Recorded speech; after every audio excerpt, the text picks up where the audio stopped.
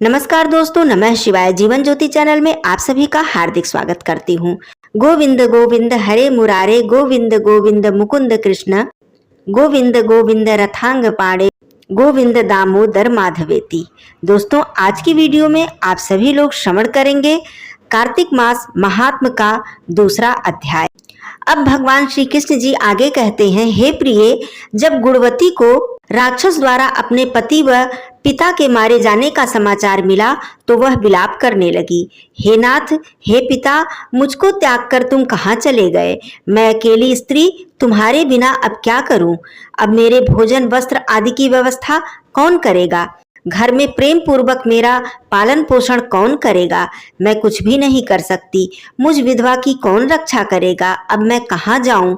मेरे पास तो अब कोई ठिकाना भी नहीं रहा। इस प्रकार विलाप करते हुए गुणवती चक्कर खाकर धरती पर गिर पड़ी और बेहोश हो गई। बहुत देर बाद जब उसे होश आया तो वह पहले की ही भांति करुण विलाप करते हुए शोक सागर में डूब गई। कुछ समय के पश्चात जब वह संभली तो उसे ध्यान आया कि पिता और पति की मृत्यु के बाद मुझे उनकी क्रिया करनी चाहिए जिससे उनकी गति हो सके। इसलिए उसने अपने घर का सारा सामान बेच दिया और उससे जो धन प्राप्त हुआ उससे उसने अपने पिता व पति का श्राद्ध आदि कर्म किया। तत्पश्चात वह उसी नगरी में रहते हुए आठों पहर भगवान विष्णु की भक्ति करने लगी। उसने मृत्यु पर्यंत तक नियम पूर्वक सभी एकादशियों का व्रत व कार्तिक महीने में उपवास एवं व्रत किए। हे प्रिय, एकादशी और कार्तिक व्रत मुझे अत्यंत ही प्रिय है। इनसे मुक्ति, भुक्ति, पुत्र तथा संपत्ति प्राप्त होती है। कार्तिक मास में जब तुला राशि पर सूर्य आता है तब ब्रह्म मुहूर्त में उठकर स्नान करने तथा व्रत व उपवास करने वाले मनुष्य मुझे अत्यधिक प्रिय हैं, क्योंकि यदि उन्होंने पाप भी किए हों तो स्नान व व्रत के प्रभाव से उन्हें मोक्ष प्राप्त हो जाता है।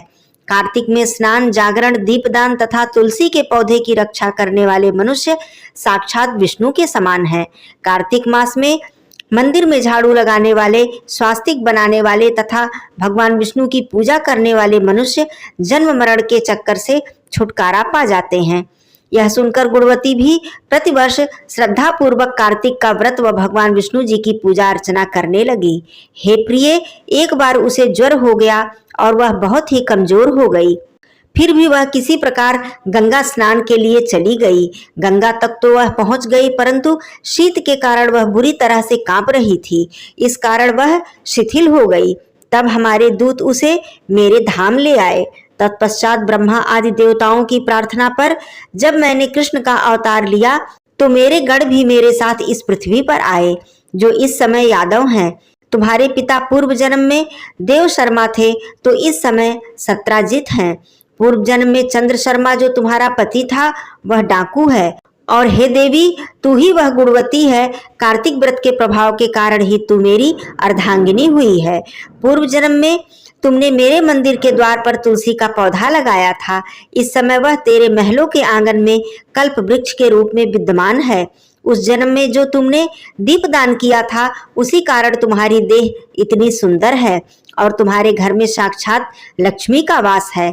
चूंकि तुमने पूर्व जन्म में अपने सभी व्रतों का फल पति स्वरूप विष्णु को अर्पित किया था, उसी के प्रभाव से इस जन्म में तुम मेरी प्रिय पत्नी हुई हो। पूर्व जन्म में तुमने नियम पूर्वक जो कार्तिक मास का व्रत किया था उसी कारण तुम्हारा और मेरा कभी वियोग नहीं होगा।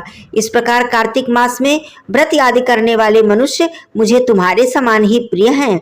दूसरे जप, तप, यज्ञ, दान आदि करने से प्राप्त फल कार्तिक मास में किए गए व्रत से बहुत थोड़ा होता है, अर्थात कार्तिक मास के व्रतों का 16वां भाग भी नहीं होता है। इस प्रकार सत्यभामा श्री कृष्ण जी के मुख से अपने पूर्व जन्म का पुण्य का प्रभाव सुनकर अत्यंत प्रसन्न हुई। यहाँ पर कार्तिक मास महात्म का अध्याय दूसरा समाप्त होता है। दोस्तों, वीडियो कैसा लगा जरूर बताइएगा। चैनल पे यदि पहली बार है तो चैनल को सब्सक्राइब कर लीजिएगा। मेरे वीडियो को लाइक और शेयर जरूर कीजिएगा। कमेंट बॉक्स में ओम नमो भगवते वासुदेवाय अवश्य लिखिएगा। फिर मिलती हूँ कार्तिक मास महात्म अध्याय 3 के साथ। धन्यवाद दोस्तों।